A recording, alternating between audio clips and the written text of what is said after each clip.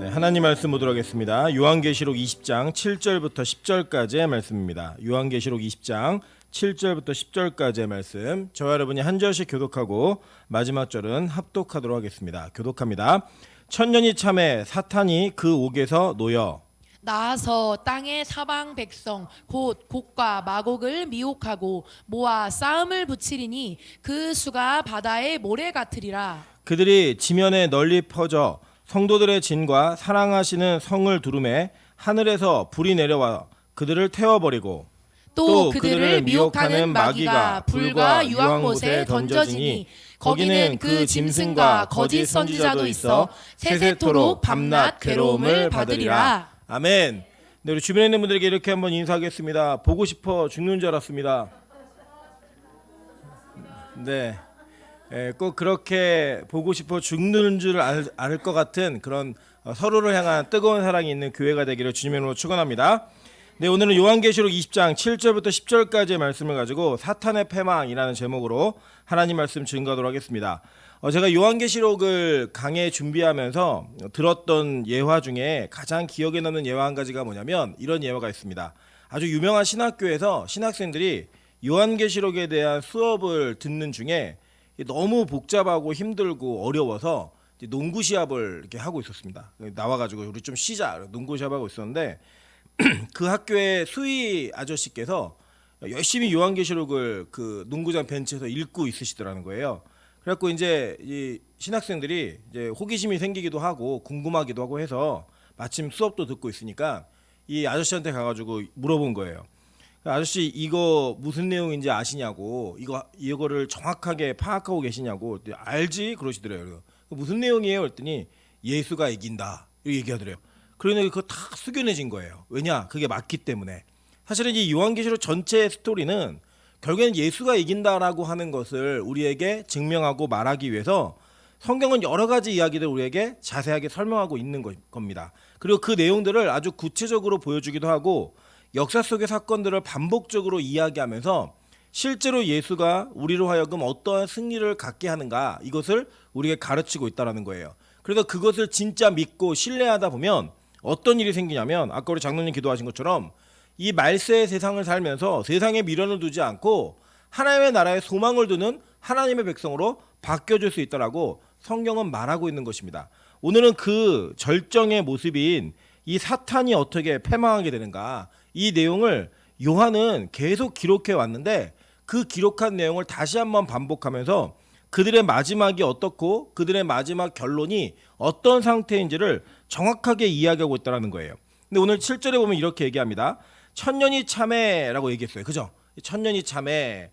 이 천년이 차다라는 이 단어는 사실은 우리 이 성경을 봤던 것처럼 이 요한계시록 20장 2절에 나옵니다. 2절 한번 보시면 뭐라고 얘기하냐면 용을 잡으니 곧 옛뱀이요 마귀요 사탄이라 잡아서 1000년 동안 결박하여, 이렇게 얘기해요. 그죠? 이 천년이라는 단어가 나오고 또 어디에 나오냐면 4절에 보면 마지막 부분에 그들의 이마와 손에 그의 표를 받지 아니한 자들이 살아서 그리스도와 더불어 1000년 동안 왕노릇하니라고 얘기해요. 그죠? 마지막 부분에 보시면, 그러니까 이 1000년이라는 단어가 사실은 이 성경 전체에서도 이렇게 많이 등장하지 않는데 요한계시록에서도 이 부분에만 등장을 합니다. 그래서 이 1000년이라는 걸 제가 지난번에 여러 번에 걸쳐서 설명을 드릴 때 1000년은 어떤 특정한 기간이 아니라 상태이다라는 말씀을 드렸어요. 그래서 여러분 기억하시겠지만 제가 간지에 그 도표를 하나 그려드렸는데 우리에게는 분명한 것은 뭐가 있냐면 시간의 시작이 있습니다. 근데 이 시간의 시작은 하나님의 창조 그 출발점부터 시작하는 거예요. 시간이라는 단어 자체가. 그러니까 이 시간이 시작되는 거는 하나님의 창조 속에 있는 거기 때문에 시간조차도 창조물이에요. 그래서 이 시간의 창조가 언제 끝나죠? 종말이 되면 끝난다는 거예요. 종말이 되면. 그래서 이 시간은 시작부터 종말까지의 인류의 역사를 시간이라고 표현하는 거고 그 시간의 흐름을 역사라고 성경은 우리에게 가르치고 있는 겁니다. 그런데 영원의 개념은 뭐냐면 이러한 시간 자체의 영향을 받지 않는 또 다른 차원의 세계인 거예요. 그러니까 여러분 우리가 보통 뭐 영원이란 단어를 우리 인간적인 철학 속에서 이해할 때는 시간이 멈추지 않는, 시간이 영원한 이런 개념으로 이해하시잖아요. 근데 유대 철학에서는 이 시간의 영원함 속에서의 개념으로 영원을 이해하는 게 아니라 시간을 넘어선, 그러니까 시간의 위에 있는 거예요. 그래서 제가 이제 도표 그런 게 뭐냐면 시작과 종말이라고 하는 시간의 틀이 있잖아요. 흔히 얘기하는 3차원 세계. 그리고 흔히 있는 그 3차원 세계를 벗어난 그 위에 있는 겁니다. 그래서 하나님은 과거와 현재와 미래를 한꺼번에 보시는 거예요. 그걸 무슨 세계라고 얘기하냐? 영원이라고 얘기하는 거예요. 영원. 그리고 영원이라는 이거는 어떤 기간을 얘기하는 것이 아니라 상태를 얘기하는 것이고, 그 상태를 상징하는 단어로서 천년이라는 단어를 쓴다고 얘기했습니다. 이 해석은 이제 무천년에 기반한 해석인 거예요. 자, 그래서 제가 지난번에도 설명을 드렸지만 동의하지 않는 해석이 있지만 역사적 전천년설 그리고 무천년설까지는 그래도 성경적 근거를 가지고 이야기한다라고 말씀을 드렸고, 우리 교회는 요한계시록 자체를 처음부터 지금까지 무천년설로 해석해 왔기 때문에 성경 해석의 일관성을 이야기하기 위해서 무천년으로 해석하는 거예요. 자, 그렇게 본다면 이거를 어떻게 봐야 되냐면, 제가 이따 왜 이렇게 볼 수밖에 없는지 그걸 얘기를 할 거예요. 근데 그 내용들을 한번 살펴보면서 이 천년이 차니까 어떻게 이러냐면 사탄이 그 옥에서 놓였다고 얘기해요. 그죠? 근데 이 놓인 사탄이 뭘 하냐 봤더니 8절에 나와서 땅의 사방 백성 곧 곡과 마곡을 미혹하고 모아 싸움을 붙이니 그 수가 바다의 모래 같으리라 라고 얘기했어요. 그러니까 이제 싸움을 한다는 거예요. 그 싸움을 하는 진행이 어떻게 되었느냐, 그 9절이죠. 그들이 지면에 널리 퍼져 성도들의 진과 사랑하시는 성을 두루매, 이렇게 얘기해요. 포위한 거예요, 완전히. 그 포위한 상태에서 어떤 일이 벌어지냐면 하늘에서부터 불이 내려와가지고 그들을 어떻게 했어요? 태워버렸다라고 얘기하는 겁니다. 그러니까 이게 요한이 계시록을 기록하면서 환상을 봤는데, 그 환상의 내용을 본 내용이 뭐냐면 천년이 차니까 옥에서부터 마귀가 풀려 나와가지고 자기 백성들을 모아가지고 하나님의 백성들을 공격하더라는 거예요. 근데 그 공격이 성공적이었어요. 완전히 사방에서 수없이 많은 자들이 모여가지고 성도들의 진과 사랑하시는 성을 포위했다라고 얘기하는 거예요. 그런데 그걸 어떻게 하나님 해결하세요? 하늘에서 오는 불로 해결했다, 이렇게 얘기하는데, 이게 과연 이게 무슨 뜻이며 우리에게 이것은 어떤 의미가 있는지 그 내용들을 살펴보는 그런 시간을 갖도록 하겠습니다. 자, 보시면 이렇게 얘기해요. 먼저 계시록 2장 3절에 보니까요, 무저갱이라고 얘기하는 이 단어가 헬라어로는 아비소스라는 단어인데, 무저갱 지옥에 던져 잠그고 그 위에 임봉하여 천년이 차도록이라고 얘기해요. 근데 이 차도록이란 단어가 헬라어로는 텔로라는 단어인데 끝나다, 완전히 이루어지다 라고 하는 완성의 의미가 있는 단어예요. 자, 그러니까 어떤 일이 벌어지냐면 다시는 만국을 미혹하지 못하게 하였는데 그 후에는 반드시 잠깐 어떻게 된대요? 노일이라 라고 얘기했어요. 그러니까 이미 이것은 이 무저갱에 이 사탄을 던져 넣을 때부터 하나님께서 그렇게 될 거라고 예정하신 내용인 거예요. 지금 옥에서부터 마귀가 풀려나는 것은. 근데 여러분 기억나시죠? 이 무저갱에 던져 넣었다라는 의미가 뭐냐면 그들이 결정적으로 구원받는 백성들을 미혹하지 못하게 하나님 잡아놓으신 거다라고 이야기했어요. 그죠? 그러니까 지금도 마귀가 역사해요, 안 해요?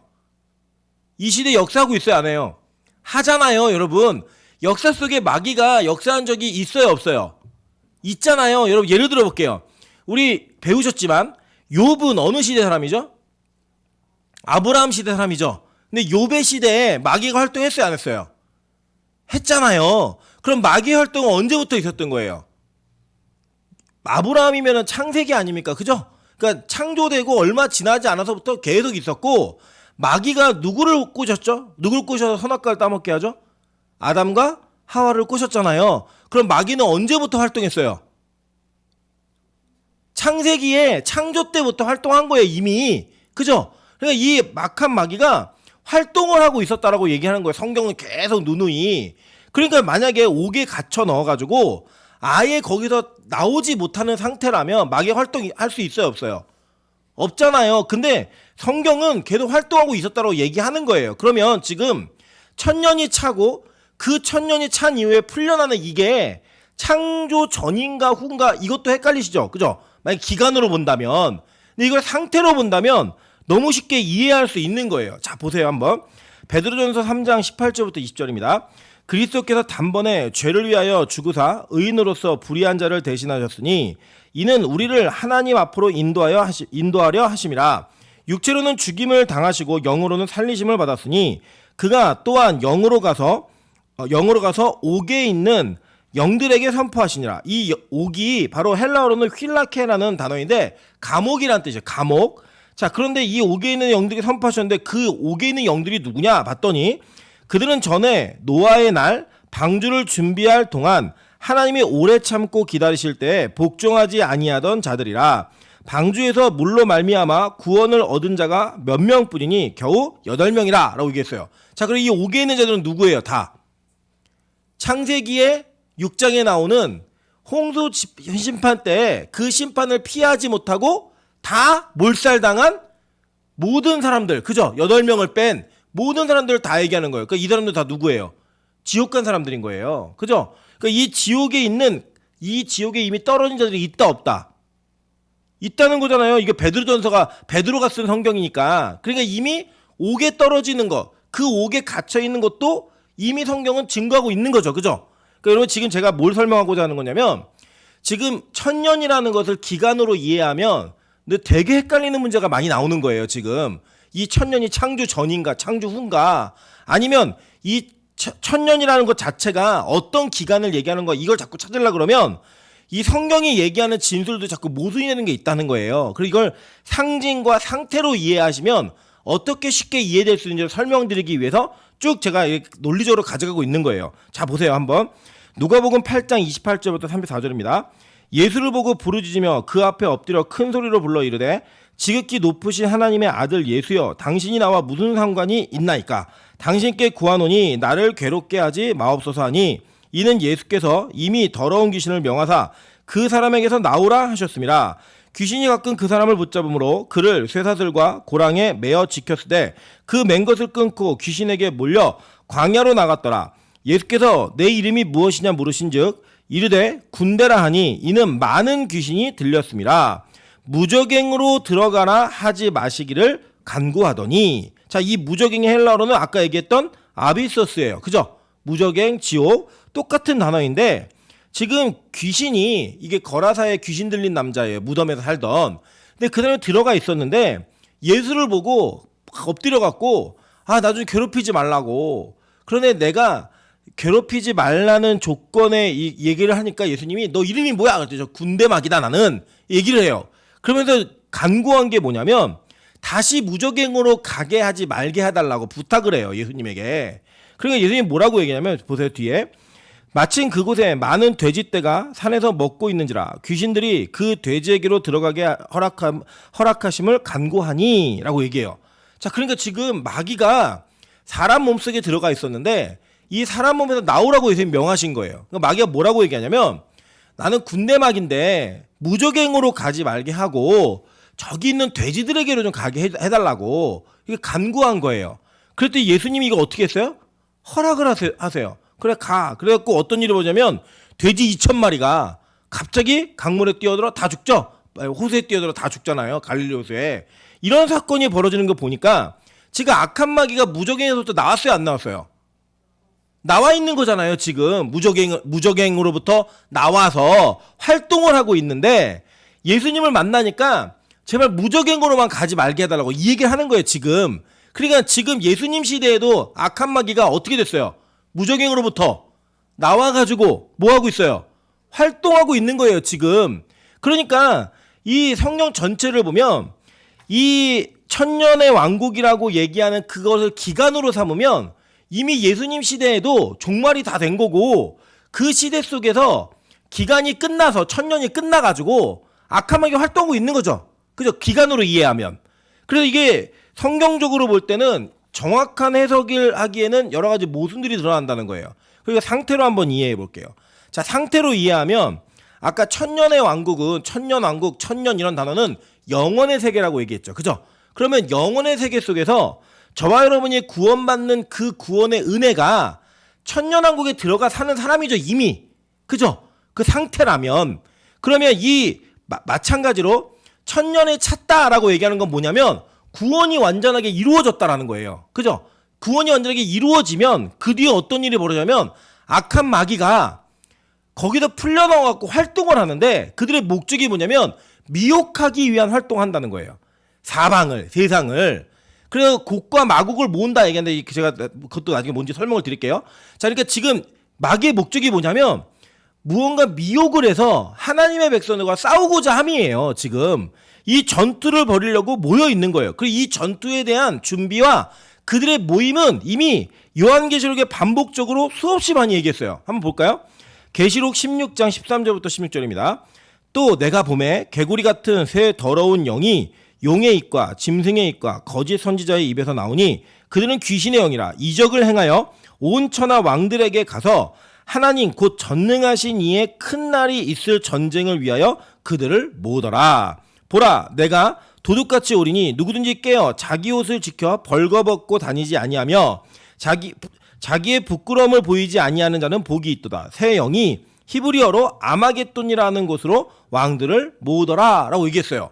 그러니까 여러분 이거를 이제 세대주의자들은 어떤 식의 해석을 하냐면 중공군 2억 명과 전 세계 이스라엘을 중심으로 한 하나님의 백성들이 모여갖고 전쟁을 하는 걸로 아마겟돈에서 실제 전쟁이 일어난다는 거예요. 근데 사실 그걸 얘기하는 게 아니라 이 아마겟돈은 무기또라고 제가 말씀드렸죠. 이 무기또라고 하는 것은 고대 이스라엘에 전쟁이 수없이 많이 있었던 곳이에요. 뭐 우리로 얘기하면 아주 치열한 전투를 얘기할 때 백마고지 전투 이렇게 얘기하면 다 이건 치열한 전투구나 이렇게 이해가 되잖아요. 서로 뺏고 뺏기는 이런 것처럼 이 아마겟돈이라는 곳은 무조건 이스라엘에 적이 들어오면 전쟁이 일어나는 곳이에요. 전략적으로 아주 중요한 위치이기 때문에 그래서 그걸 상징하는 얘기로서 지금 악한 마귀가 자기의 군대들을 모아가지고 마지막 큰 날에 있을 전쟁, 마지막 하나님과의 전쟁을 준비하고 있는 이 세계의 사람들을 막 모으고 있는 장면을 얘기하는 거예요. 지금 이 계시록 16장이. 계시록 17장도 볼게요. 17장 14절부터 18절입니다. 그들이 어린 양과 더불어 싸우려니와 어린 양은 만주의 주요 만왕의 왕이심으로 그들을 이기실 터이요 또 그와 함께 있는 자들 곧 부르심을 받고 택하심을 받은 진실한 자들도 이기리로다. 또 천사가 내게 말하되 내가 본 바 음녀가 앉아있는 물은 백성과 무리와 열국과 방언들이니라. 내가 본 바 이 열불과 짐승은 음녀를 미워하여 망하게 하고 벌거벗게 하고 그의 살을 먹고 불로 아주 살으리라.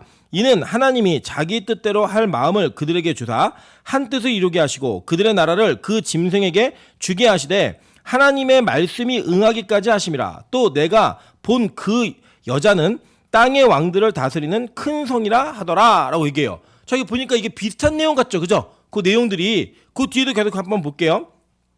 계시록 19장 19절부터 21절입니다. 또 내가 보매 그 짐승과 땅의 임금들과 그들의 군대들이 모여 그 말탄 자와 그의 군대와 더불어 전쟁을 일으키다가 짐승이 잡히고 그 앞에서 표적을 행하던 거짓 선지자도 함께 잡혔으니 이는 짐승의 표를 받고 그의 우상에게 경배하던 자들을 표적으로 미혹하던 자라. 이 둘이 산채로 유황불 불 붙는 못에 던져지고 그 나머지는 말탄 자의 입으로부터 나오는 검의 죽음에 모든 새가 그들의 살로 배불리더라 라고 얘기해요. 자, 그러니까 지금 이 쪼막쪼막한 이 내용들을 딱 연결해 보니까 최후의 전쟁을 반복적으로 계속 요한이 얘기하고 있다는 게 증명이 되죠. 비슷비슷한 얘기고 스토리가 조금씩 첨가되면서 이 전쟁이 어떻게 진행되고 이기게 될 것인가를 얘기해주고 있는 거예요, 지금. 그러니까 이 시대 속에도 이 악한 마귀가 자기의 사람들을 모아 하나님의 백성들을 대적하고 하나님을 대적하는 그 전쟁과 모임이 있어요, 없어요? 있는 거예요. 언제부터 있었던 거예요? 창세부터 있었던 거예요, 계속. 태초부터 계속 진행돼 왔다고요. 이 일들은. 그래서 하나님의 백성들을 계속 미혹하게 하고 그들을 넘어뜨리게 하고 하나님의 백성들을 포위하고 그들을 점령하고자 하는 그 시도가 끊어지지 않고 계속 있는 거예요. 그래서 지금 저와 여러분에게 악한 마귀의 유혹과 시험이 있어요, 없어요? 있다고요. 여러분 한번 생각해 보세요. 만약에 무적행에 갇힌 그 기간 천년왕국이 지금이라면 마귀가 우리를 미혹하지 못해야죠. 갇혀 있어야 되니까. 아예 역사 속에 그런 일이 안 벌어져야 되는데 성경의 역사 가운데 예수님이 이 땅에 공생의 삶을 사실 때에도 악한 마귀가 활동하고 있었고 심지어는 에덴 동산에도 악한 마귀가 들어가서 이 아담과 하와를 미혹하는 일들을 했다고요. 그러니까 이게 뭐냐면 이 천년의 왕국이라고 얘기하는 천년 이런 단어들은 어떠한 상태를 얘기하는 단어인 거예요. 그 상태가 뭐냐? 내가 구원받은 자이면 그 구원받은 백성이 됨과 동시에 나는 천년왕국을 누리고 사는 자인 거예요. 하나님의 관점에서는. 그리고 그 천년왕국을 누리는 자들을 대적하고 공격하는 자가 풀려났다라고 얘기하는 건 뭐냐면 그 천년의 왕국에 있는 자들의 완성, 구원이 이루어졌을 때 상태죠. 그죠? 구원의 상태가 되었을 때 그들로부터 나오는 공격과 미혹이 성도들에게 있다 없다? 있다라고 하는 거를 천년왕국이 참이 다 차니까 천년이 참에 그들이 풀려나와서 우리를 미혹하는 것처럼 공격하고 이야기하고 더불어 싸우는 것을 지금 요한은 한 장면으로 보고 얘기해주고 있는 거라는 거예요. 이거 이해되시죠? 무슨 말인지. 그러니까 여러분 이걸 그렇게 이해하시면 이제 곡과 마곡도 너무 쉽게 해석이 돼요. 뭐냐면 이런 거예요. 이 사실 곡이라고 하는 이 나라는 이 마곡의 왕이거든요.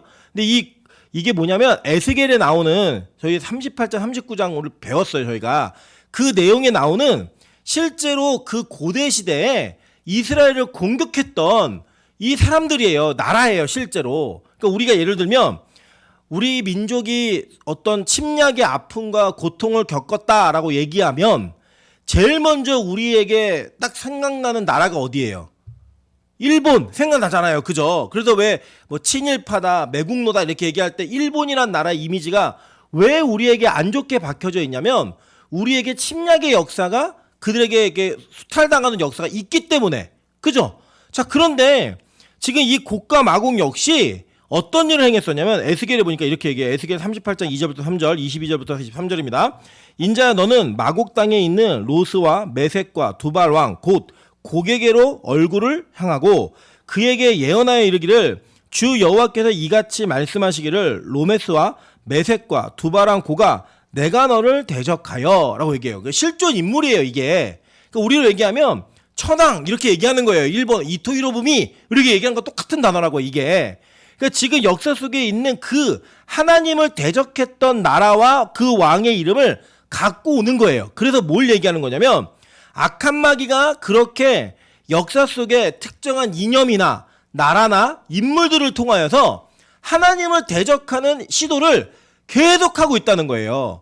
그것을 모아가지고 역사 전체를 보면 그들이 모은 백성들이 악한 마귀의 종들, 거짓 선지자들 막 이런 사람들 다 모여가지고 교회를 핍박하고 교회를 공격하고 하나님의 백성들을 죽이고 이렇게 했던 모든 일들, 그 일들을 다 통째 모아가지고 그들이 계속 싸우고 하나님의 백성들을 포위하고 있는 장면으로 요한이 한 컷으로 본 거예요. 그러니까 요한이 지금 뭘 본 거냐면 시간을 탈출해서 영원한 세계로 들어가서 역사 전체 속에 악한 마귀가 교회를 어떻게 대적하고 있고 그들이 어떻게 세력을 모아서 공격하고 있는가 이걸 본 거예요. 그러면서 자기 시대로 돌아왔을 때는 그게 누구였어요? 로마라는 나라, 도미티안 황제였다고요.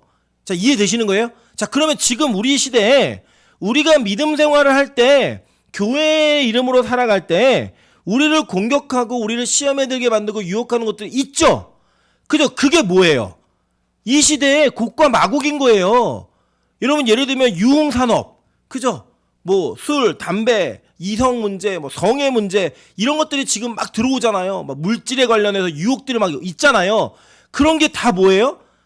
이 세상에 악한 마귀가 사람들을 미혹해가지고 우리를 넘어뜨리려고 하는 시도예요. 그게 우리 시대에 있다고요. 그리고 그거를 영혼의 세계로 가보면 그 역사 속에, 역사라는 시간 속에 악한 마귀가 계속 교회를 공격하기 위해 자기 사람들을 모으는 거예요.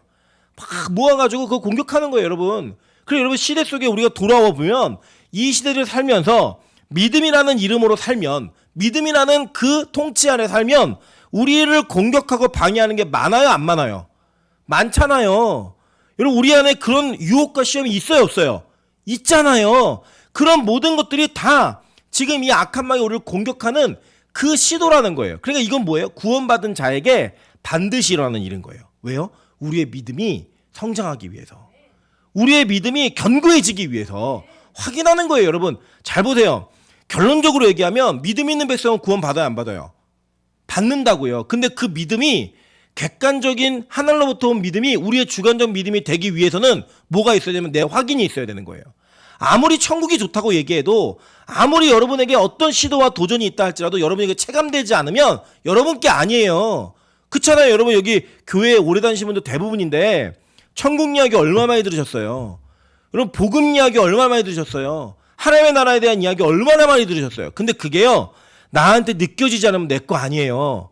그냥 남의 거라고요. 교회에서 얘기하고 있는 먼 나라의 그냥 기적소리와 같은 건데 그게 내게 되려면 지금 뭐가 있어야 되냐면 계속 이러한 공격 속에서 믿음을 지켜가는 우리의 모습이 천국을 확신하는 모습으로 바뀌게 되는 거예요.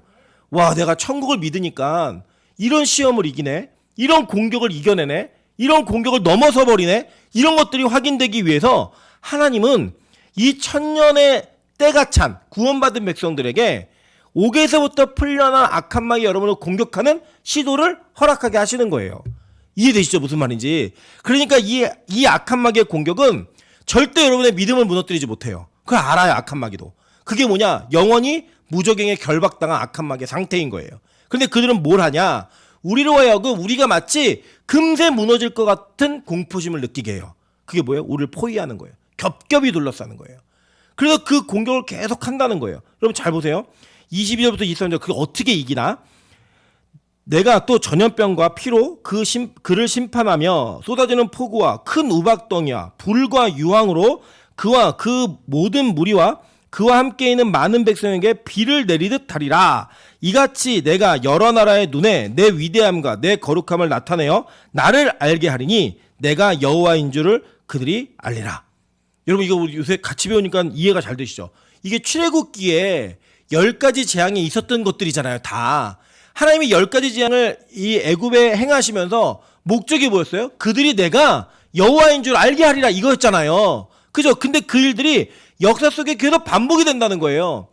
정말 교회가 무너질 것 같아요. 교회가 다 없어질 것 같고 막 핍박의 시대가 되고 어려운 시기가 막 와갖고 악한 마귀가 막 난리 기승을 부리면 우리가 다 무너질 것 같다고요. 그런데 그 가운데 하나님이 하늘로부터 불을 내리는, 그러니까 우리의 인간의 방법이 아니라 하늘로부터 불을 내리는 방법을 통하여 하나님 스스로 내가 여호와인 걸 증명하신다는 거예요. 여러분 놀랍지 않으십니까? 로마 시대에 그렇게 큰 핍박이 있었고 전국적인 핍박이 있었고 막 카타콤으로 들어가 살고 막 이랬잖아요. 그래서 막 괴혈병 걸리고 사람들이 비타민 D 이게 햇볕을 못 봐가지고 그 결핍으로 인해서 곱추가 되고 이랬어요. 그 시대를 경험해 보면요, 그 시대 속에서는요 어떤 생각이 들었을까요? 아, 이러다가 교회 끝나겠구나. 얼마 지나지 않아 교회가 박살나겠구나.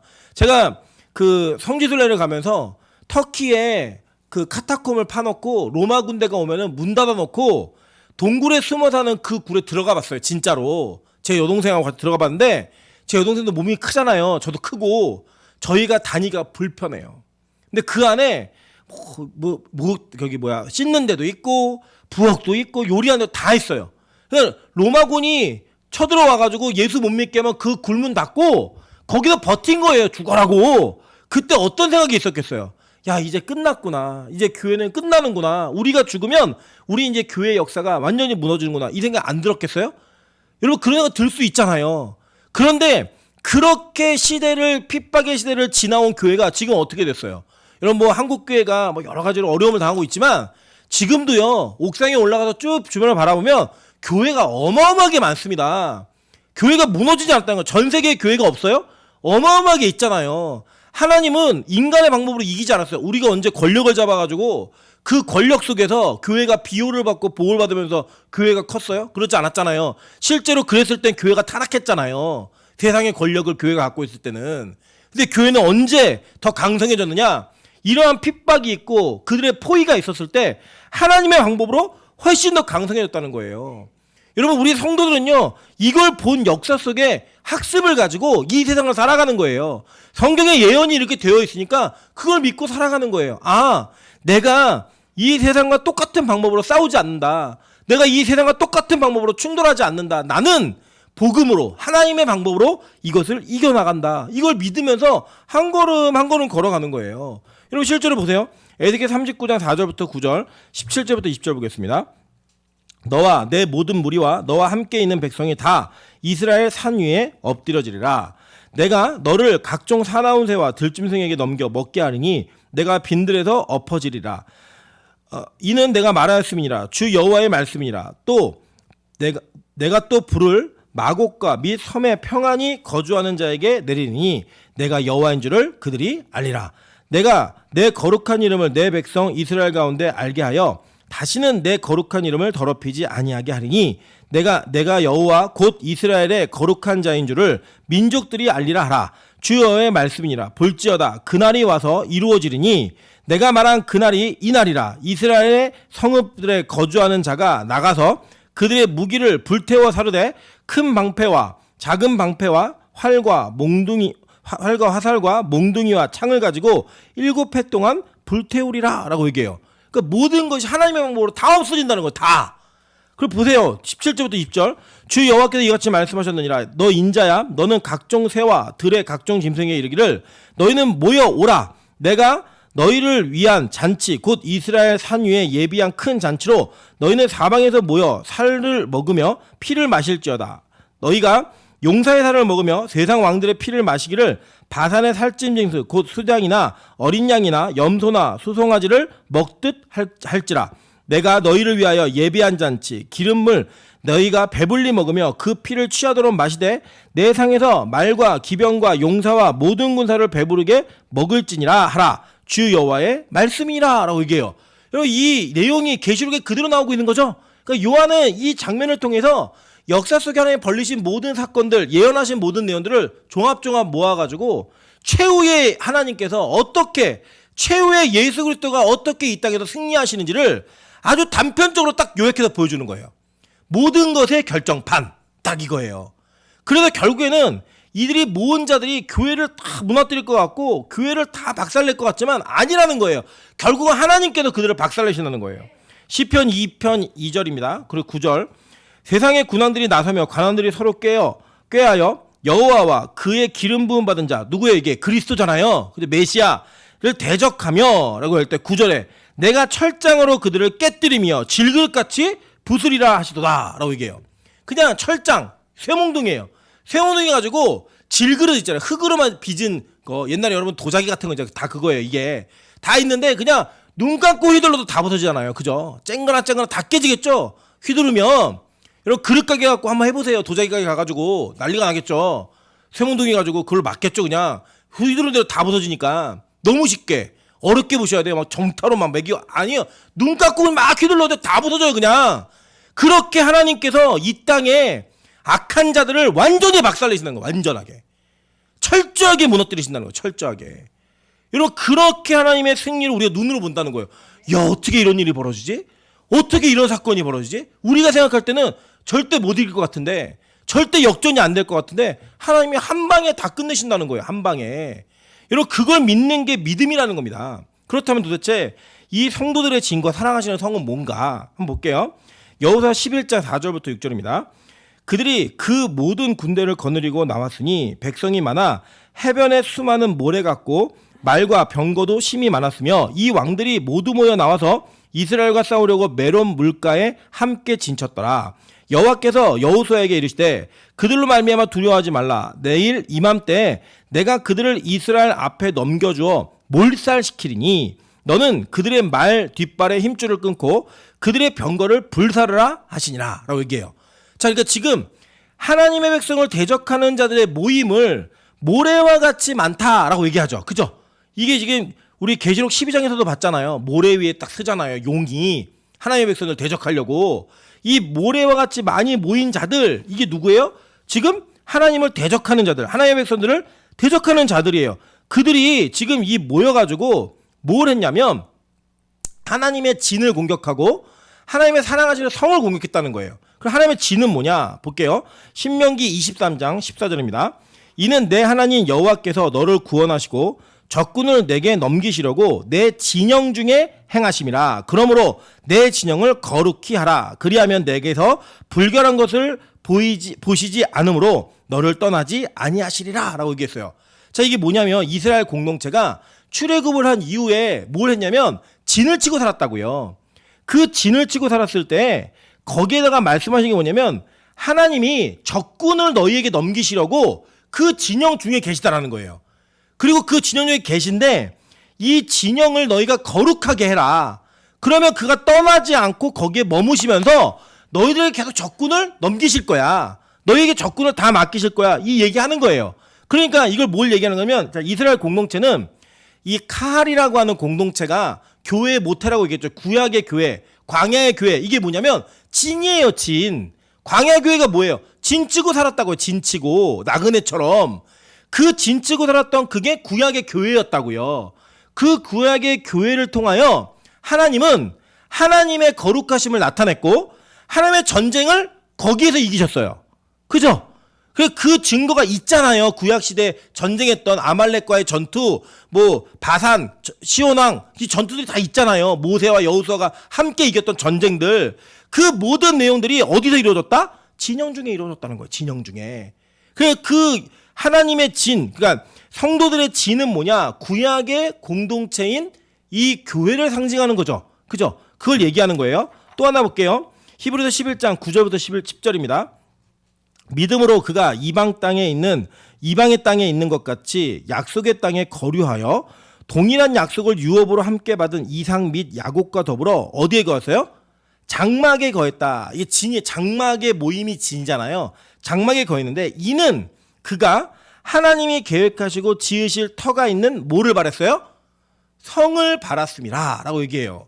그러니까 보니까 여러분 성을 쌓는 문화는 언제부터 있었어요? 누가 제일 먼저 성을 쌓았어요? 가인이 제일 먼저 성을 쌓잖아요. 그러니까 가인은 누구의 장남이에요? 아담의 장남이잖아요. 그러니까 성을 쌓는 문화는 아브라함 훨씬 이전부터 존재하고 있었다고요. 그래서 니므롯도 성을 쌓았고 바벨탑도 성 쌓은 거예요. 그게 그 성을 쌓는 문화는 이미 성경 역사에 계속 진행되고 있었어요. 여러분 성은 뭐예요? 자기를 견고하게 지키는 최고의 방법입니다. 고대 사회에. 그런데 그 성을 쌓는 거를 이 아브라함이 몰랐을까요? 아브라함이 하나님이 주신 땅에 가갖고 여러분 한번 생각해 보세요. 만약에 아브라함이 이거 하나님 나에게 주신 땅인데 그리고 가나안을 찍었어요. 그리고 그 땅에 들어갔어요. 그러면 내가 이 땅을 지키려면 이 땅이 내 땅이고 여기 이 영토 자체가 하나님의 거룩한 성지라고 생각했으면 그 성을 지키기 위한 만리장성을 쌓았어야 돼요. 근데 아브라함이 그렇게 안 했다는 거예요. 그리고 장막을 쳤다고 얘기해요. 장막은 뭔데요? 텐트에 텐트.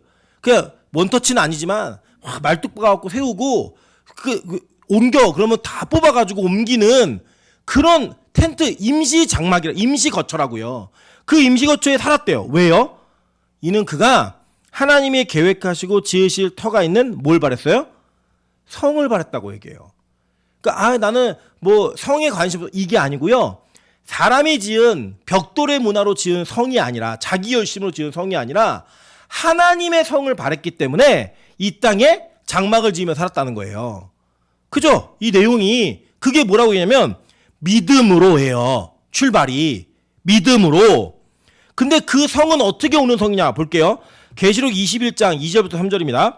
또 내가 보매 거룩한 성 새 예루살렘이 하나님께로부터 하늘에서 내려오니 그 준비한 것이 신부가 남편을 위하여 단장한 것 같더라. 내가 들으니 보좌에서 큰 음성이 나서 이르되 보라 하나님의 장막이 사람들과 함께 있음에 하나님이 그들과 함께 계시리니 그들은 하나님의 백성이 되고 하나님은 친히 그들과 함께 계셔서 모든 눈물을 그 눈에서 닦아주시니 다시는 사망이 없고 애통하는 것이나 곡하는 것이나 아픈 것이 다시 있지 아니하리니 처음 것들이 다 지나갔음 이러라 라고 얘기해요.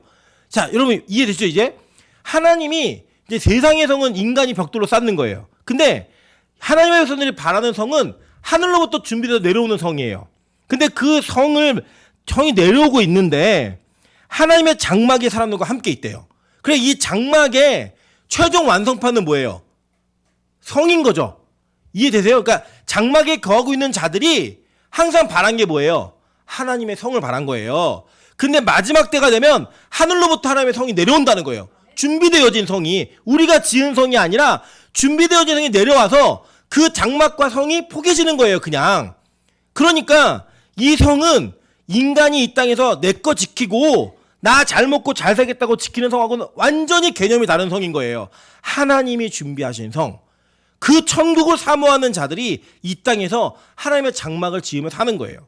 그러니까 이것은 신약에 완성되어진 교회를 얘기하는 거죠. 이게 마지막에 최종판으로 완성되어진.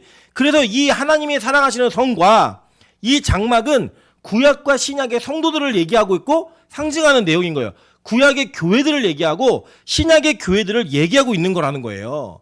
이 성이 어떻게 완성되냐 볼게요. 계시록 21장 22절부터 23절입니다. 성 안에서 내가 성전을 보지 못하니 이는 주 하나님 곧 전능하신 이와 및 어린 양이 그 성전이심이라.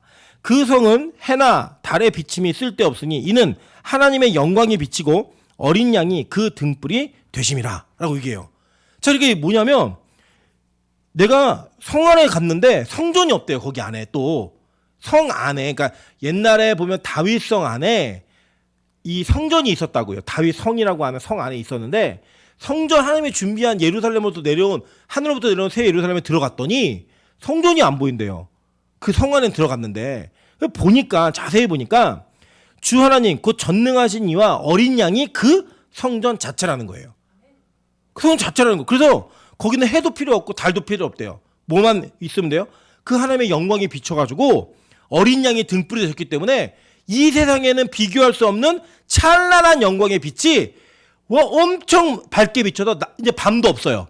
거기 있는 거예요. 거기에 거하면서 거기에 성전이 없는데 누가 성전이에요? 우리가 하나님과 연합된 성전 그 자체라는 거예요. 그래서요, 하나님이 이 땅에서 그 성전을 지키고 인도하실 때 교회의 머리를 뭐라고 얘기하셨어요? 교회의 머리가 누구세요? 예수 그리스도. 우리는 그 몸의 지체. 그게 이 땅의 교회의 모습이잖아요. 이 땅의 교회를 얘기할 때 가르쳤잖아요, 바울이. 근데 그 교회가 하나님의 나라로 가면 그대로 가서 완성이 된다는 거예요. 부활한 몸으로, 부활한 자들이 되어서 믿는 자들이 하나님의 머리 대신 그 예수 그리스도의 몸에 우리가 다 붙어가지고 지체가 되어서 한 몸이 된다는 거예요. 이런 한 몸이 된다는 거는 어떤 의미냐면 이제는 더 이상 우리가 우리 스스로 판단하고 우리 스스로 무엇이 옳다 그르다 결정하는 선과 악이 없어져요. 왜 없어지느냐? 머리 대신 예수 그리스도가 다 결정하는 거예요. 그럼 우리가 그렇잖아요. 예를 들어 여러분이 무언가 이렇게 음료수 두 잔이 있어요. 하나는 뭐 오렌지 주스가 있고 하나는 포도 주스가 있어요. 그 여러분 그 오렌지 주스나 포도 주스를 먹을 때 여러분이 뇌에서 명령하지 않았는데, 여러분이 생각하지 않았는데 아무거나 막 집어 먹어요? 아니잖아요. 우리가 예를 들어 나는 오렌지가 좋아, 나는 포도가 좋아. 여러분이 무언가 선택을 하고 그 선택을 한 결론에 따라 여러분의 몸이 움직여요. 맞죠? 그래서 그걸 먹게 돼 있는 거예요. 그래서 우리 몸에는 신체에는 이 머리에 통제가 되지 않는 게 아무것도 없어요. 통제가 되지 않는 게 아무것도 없다고요. 우리 신체에. 그게 교회의 모습이라고요. 완성된 교회의 모습은 뭐냐? 성전이신 예수 그리스도에게 붙은 그 성전의 지체들만 존재하는 거예요. 완벽한 하나님의 통치, 완벽한 예수 그리스도의 통치만이 존재하는 그 나라가 바로 하나님의 나라인 거예요. 그리고 거기에 죄를 지을 수 있다 없다? 없다. 여러분, 예를 들어 여러분의 몸이 여러분이 의지하지 않은 대로 움직이면 어떻게 된 거예요? 아픈 거예요. 병원 가야 되는 거라고요. 여러분의 몸이 여러분의 통제를 따르지 않으면 여러분 몸이 아픈 거예요. 그러니까 지금 예를 들어서 내가 예수 그리스도의 명령, 즉 하나님의 말씀에 순종하지 못하는 자는 지금 영적으로 뭐예요? 아픈 거라고요. 정상 상태가 아닌 거예요. 그래서 그 예수의 통치를 받는 자가 이 땅에서 뭘 누려요? 천국을 누리며 사는 거예요. 천국을 누리며. 그래서 우리가 영원이라는 세계로 지금도 들어갈 수 있어요. 어떻게 해요? 완전한 통치 가운데 있으면 영원이라는 세계에 존재하는 거예요. 우리가 내 몸과 영이 다 누구의 지배를 받으니까?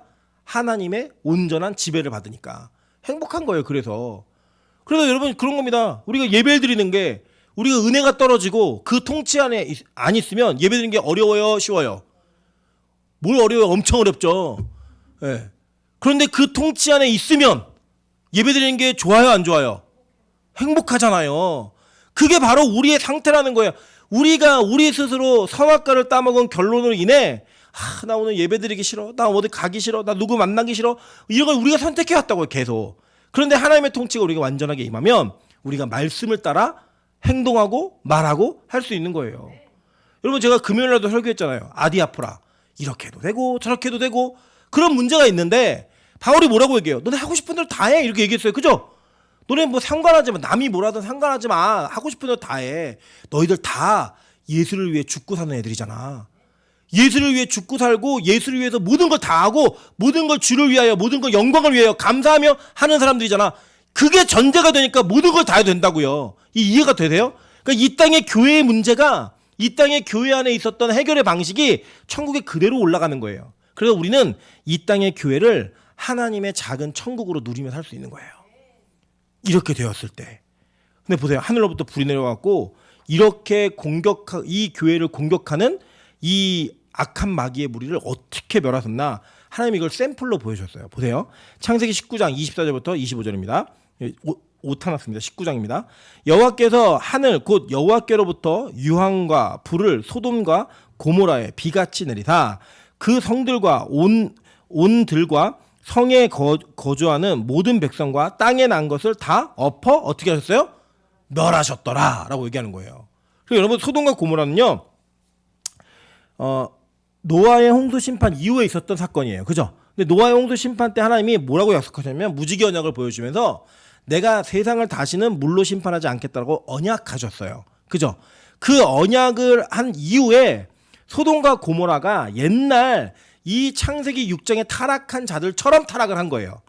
그죠? 그들이 그래서 이 소돔과 고모라의 타락의 상징으로 보여준 게 뭐예요? 성적 타락을 보여줬잖아요. 그래서 그 천사들이 들어오니까 야 내놔 우리가 간간하게 그 손님들 새로운 사람들 내놔 그 지역 전체가 다 새로운 사람만 보면 거기에 막 혈안이 돼갖고 환장을 하고 있는 그런 도시였다는 거예요. 여러분 그게 뭐예요? 창세기 6장에 하나님의 아들들이 세상의 딸들의 아름다움을 보고 결혼한 것 성적인 타락을 얘기하는 거잖아요. 그 성적 타락이 왜 중요하다고 얘기했죠? 성 자체가 중요해서가 아니라 하나님이 남자와 여자와의 연합을 그리스도와 교회의 연합으로 상징해 놓으셨다고요. 근데 그게 무너지는 것을 실제로 보여주는 게 이 땅에서의 그런 모습으로 상징으로 보여주면서 결국에는 그들의 타락이 무엇을 상징하고 있는가를 얘기해 주는 거예요. 뭘 상징한 거예요? 하나님이 아닌 다른 것들을 섬기는 우상 숭배로 간 거예요.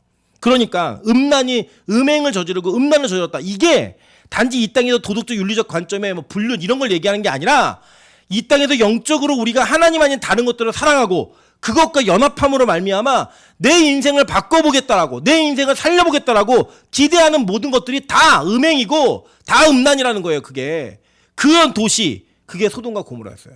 거기 어떻게 멸하셨어요? 하늘로부터 유황과 불을 내려버려가지고 완전히 박살내신 거예요. 완전히 멸해버리셨더라. 지금 흔적도 안 남아 있습니다. 흔적도. 그걸 통해서 하나님 뭘 보여주신 거냐면 내가 마지막 최후의 심판 때 이렇게 이 땅을 심판할 거야.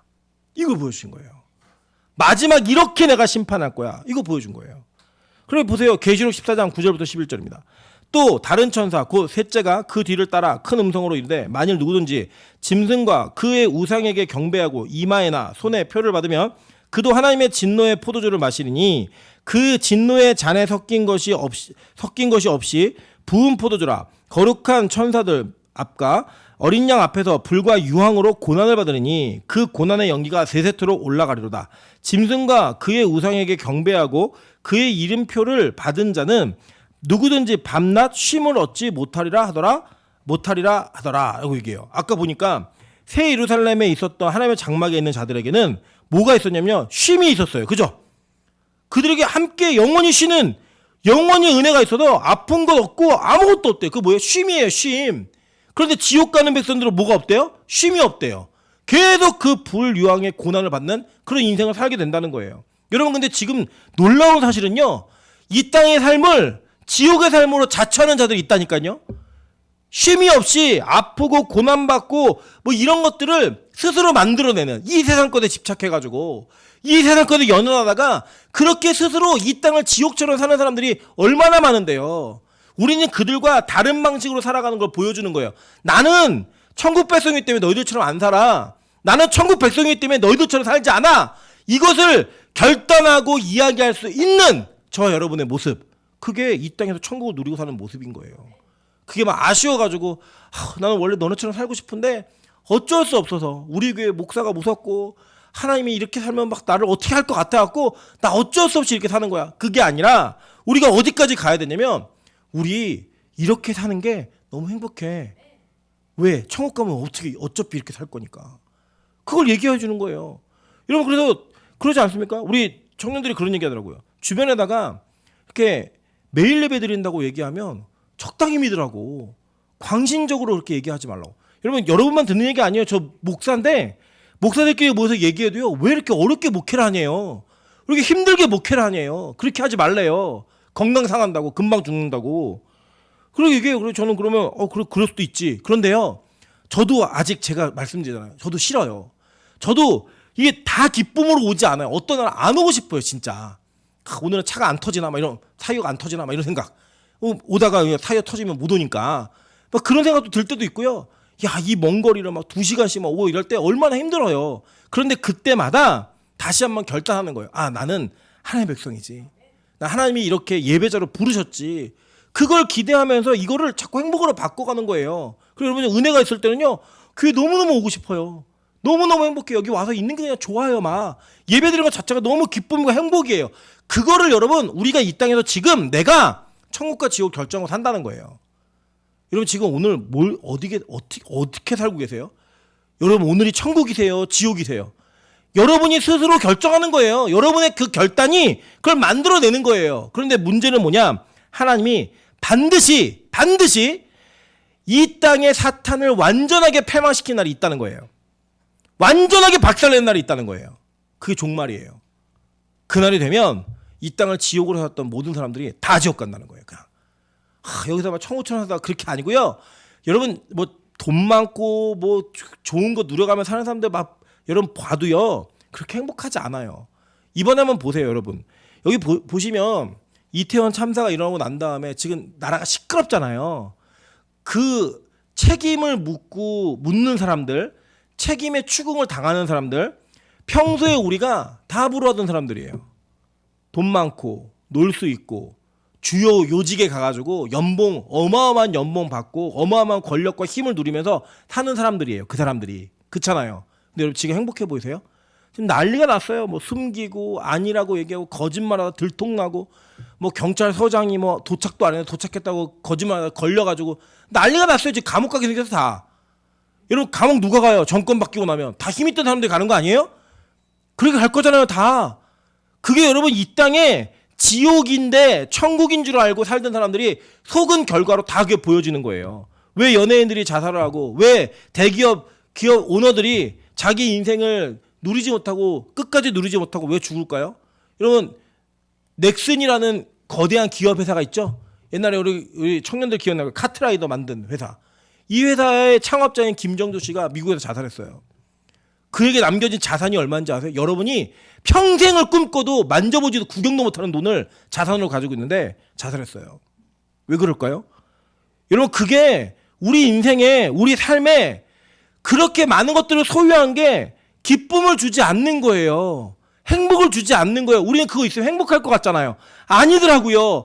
그렇게 말 안 하더라고요. 연예인들 왜 그들이 그렇게 예쁜 얼굴, 잘생긴 얼굴 태어나가지고 저게 맘만 먹으면 하룻밤에도 수천만 원씩 벌 수 있고, TV에 나와서 많은 사람들이 자기를 알아주고, 이런 사람들이 왜 죽을까요? 왜 자기가 스스로 목숨을 끊을까요? 여러분, 그걸 보면 우리가 이 땅의 모든 게 갖는 것들이 다 소유가 전체가 아니라는 걸 증명해 주는 거예요. 이 땅에서. 그래서 여러분, 우리는요, 복음 안에서, 은혜 안에서 쉬는 자들이 돼야 되는 거예요. 그냥 예배가 나의 최고의 쉼의 장소이구나. 이 주님 안에서 말씀을 듣고 예배 드리는 것 자체가 나의 최고의 행복이구나. 이걸 누리며 사는 게 천국을 사는 백성의 모습이라는 거예요. 그래서 하나님은요, 우리 즉 교회 안에 있는 악한 죄의 문제, 악한 영들의 공격의 문제를 해결하기 위해 하늘로부터 우리에게 불을 내리셨어요. 볼게요. 사도행전 2장 1절부터 4절입니다. 오순절 날이 이미 이름에 그들이 다 같이 한 곳에 모였더니 호련히 하늘로부터 급하고 강한 바람 같은 소리가 있어 그들이 앉은 온 집에 가득하며 마치 불의 혀처럼 갈라지는 것들이 그들에게 보여 각 사람 위에 하나씩 임하여 있더니 그들이 다 성령의 충만함을 받고 성령이 말하게 하심을 따라 다른 언어들로 말하기를 시작하니라. 뭐예요? 여러분, 교회잖아요. 여러분, 교회에게 하늘로부터 불이 내려온 거예요. 성령님께서 임재하신 거예요. 하신 일이 뭔지 아세요? 여러분 안에 있는 죄악의 문제, 여러분이 유혹받고 공격받고 있는 모든 문제들을 하늘의 불로 태워버리시는 거예요. 그 태우심으로 말미암아, 그들을 졸지에 멸망시킴으로 말미암아 여러분 안에 새로운 영이 창조되어지고 하늘의 성을 기대하는 마음으로 하나님의 나라를 꿈꾸는 마음으로 살아갈 수 있게 여러분을 바꿔 가시는 거예요. 그게 하늘로부터 내려온 불이 여러분의 죄악을 태우며 하는 일이라고요. 여러분, 그게 바로 십자가의 은혜를 붙들고 이 땅에서 고난을 견디며 살았던 제자들에게, 고난 가운데 죽음의 위협 가운데 있었던 교회들에게 하나님 허락하신 그 선물이었고, 그 선물은 오늘 지금 저와 여러분에게 함께하고 있다는 겁니다. 여러분, 그리고 그 불이 여러분의 충만하게 타오르도록 기도하셔야 돼요. 혹시 오늘 예배의 감격을 잃어버리신 성도님들 계십니까? 예배가 귀찮고 번패스럽고 더 이상은 이 예배에 묶이지 않고 싶은 마음이 있는 분들이 계십니까? 여러분, 하늘로부터 불이 내려와야 됩니다. 그리고 여러분의 그 마음과 생각에 있는 더러운 영들이 심어놓은 그 씨앗들을 확 태워버리셔야 돼요. 그래서 다시 예배가 기뻐야 돼요. 하나님의 복음을 듣는 게 행복해야 돼요. 주님의 은혜 안에 거하는 게 나의 최고의 가치가 되어야 합니다. 그 사탄의 패망은요, 종말에 완성되지만 지금 오늘 이 시간 저 여러분에게도 나타나야 돼요. 여러분 안에 역사하는 악한 영들의 공격이 한꺼번에 멸해야 됩니다. 그게 뭐냐? 하나님께서 주시는 하늘로부터의 불이 이것을 가능하게 하는 거예요. 여러분, 그래서 저와 여러분에게 그런 은혜가 있기를 주님의 이름으로 축원합니다.